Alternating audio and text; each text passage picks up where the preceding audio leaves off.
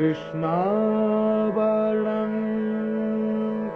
ईशाः कृष्णं शाङ्गोपाङ्गास्त्रोपार्षदम् जग्गैशं कीर्तना प्रायोर्योजन्ति ईशु मे भर्षा।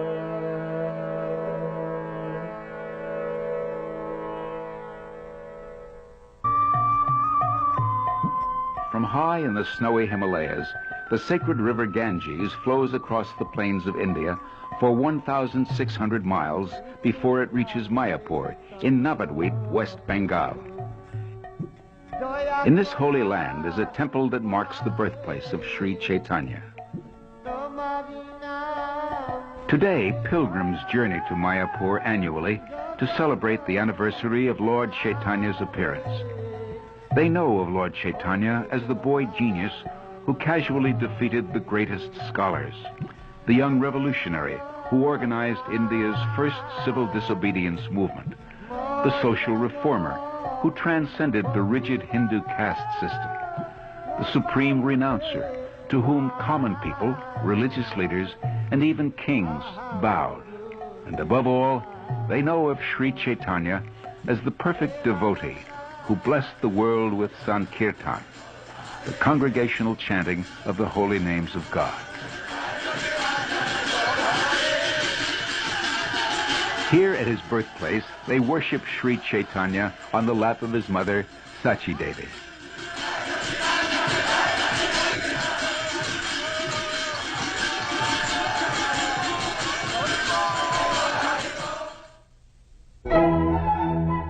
Century Europe. The Renaissance was turning people's vision from God to man, from religion to humanism, from a search for the self to a search for unexplored continents. But in India, Sri Chaitanya and his associates were to shift people's vision back to God and make God's love accessible to everyone. Their lives would exemplify Krishna's immortal teachings in Bhagavad Gita. Theirs was a renaissance in bhakti, devotion to Lord Krishna. In the year 1202, Navadvip was the first city in Bengal to be captured by Muslim conquerors. Despite foreign rule, Navadvip's people, masters at their occupations, were blessed with wealth and happiness. Navadvip's fame as a center of learning attracted students and erudite teachers from various countries. But pride in scholarship and material opulence brought forgetfulness of spiritual culture. Seeing the people of the world overcome by materialism, the powerful sage Advaita Acharya prayed for the Supreme Lord to descend and create a rebirth of spiritual devotion. Sri Sri Govindar Charane Nivedayami Namah. On the evening of February 18th, 1486, there was an eclipse of the full moon over India. Millions of Hindus stood waist deep in the holy rivers, jubilantly chanting the holy names of God. At this auspicious time, Sri Chaitanya was born.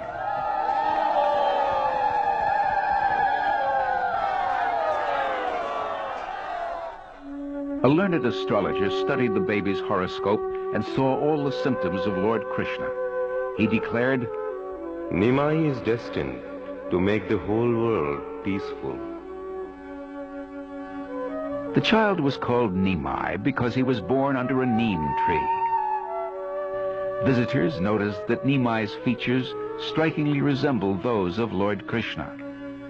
When the beautiful infant cried, only the loud chanting of Krishna and Hari would make him stop.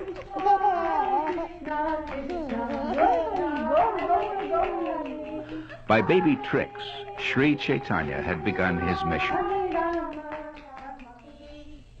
As a boy, he soon surpassed all the other students and became known as a Pandit or scholar.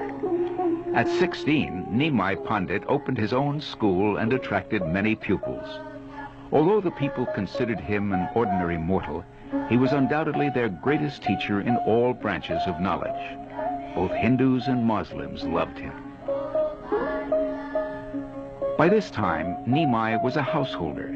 He and Lakshmi Devi had been attracted to each other from childhood and were married with great pomp and merriment.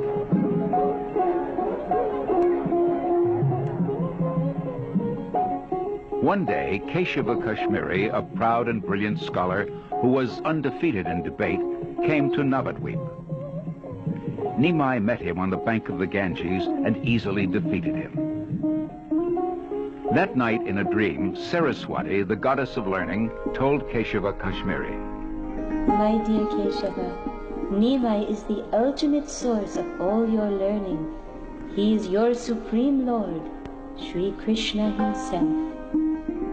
The next day, Keshava humbly surrendered to Nimai and became his follower. Nimai Pandit's victory became a household topic. The year 1508 marked a turning point in Nimai Pandit's life. On a pilgrimage to Gaya, he met a great spiritual master named Ishwara Puri and received spiritual initiation from him. Ishwara Puri told Nimai, "If you want to make spiritual progress, simply chant Hare Krishna. There is no religious method more sublime in this age than Sankirtan, or glorifying God by chanting his holy names." Nimai began chanting and returned to Bengal full of ecstatic love for Krishna. People were astonished at the change in him. From this point on, he who had been supreme among all logicians and debaters would now give himself fully to popularizing Sankirtan. He would show people how to become a devotee of Krishna. In this house, every night for a year, Nimai led his associates in Sankirtan: Nityananda Prabhu, Advaita Acharya, Gadadhar, Srivas Thakur.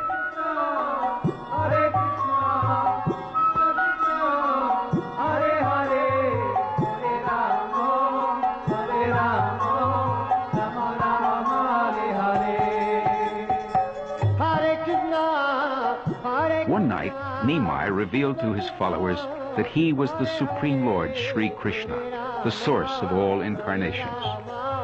Thus, all the devotees became fully confident that Nimai was the Supreme Personality of Godhead. One of Nimai's associates was Haridas Thakur. Imbued with love of God, Haridas chanted Hare Krishna with implicit faith and purity throughout the day and night. But he was rejected by caste-conscious Hindus because of his Muslim birth. Nimai, however, recognized Haridas as an exalted devotee.